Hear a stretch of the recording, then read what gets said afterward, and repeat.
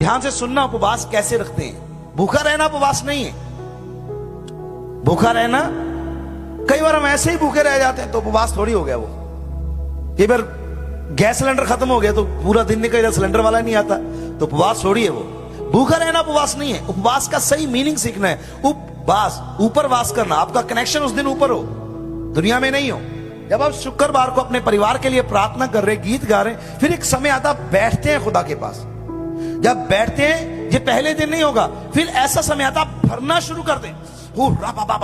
जब ऐसे इस कंडीशन पर होते, यहां पे इनफ नहीं करना, उसके बाद आप सामर्थ पा चुके होते हैं। फिर आपने उन दुष्ट आत्माओं का नाम लेकर बोले, ऐ झगड़े की आत्मा, ऐ दारू की आत्मा, निकल यीशु के नाम से निकल। आत्मा में डांटना है। पौलुस कहता है हम हवा में घुसे नहीं पीटते, हम हवा में नहीं, कहता हम आत्मा में लड़ते हैं कि मुकुट प्राप्त करें। फिर आपको युद्ध करना है, उन दुष्ट आत्मा को डांटना है। निकल मेरी बेटी से बाहर, निकल मेरे परिवार से, निकल मेरी बहन से, निकल मेरी वाइफ से, पति से बाहर, यीशु मसीह के, निकल मेरे बिजनेस से। आपने आत्मा में डांटना है, लड़ाई करनी है, युद्ध करना है। लोग आपको पागल कहेंगे, पागल हो गया, ये चिल्ला रहा है। आपने चिल्लाना है। उस समय आपके अंदर सामर्थ है, जो आपने उस समय कमाई है, जो नाम की कमाई आपने की उस दिन, वो आपके पास है, उसको आपने रिलीज करना है उस समय। आमीन। समझ में आ रहा है कि नहीं आ रहा है?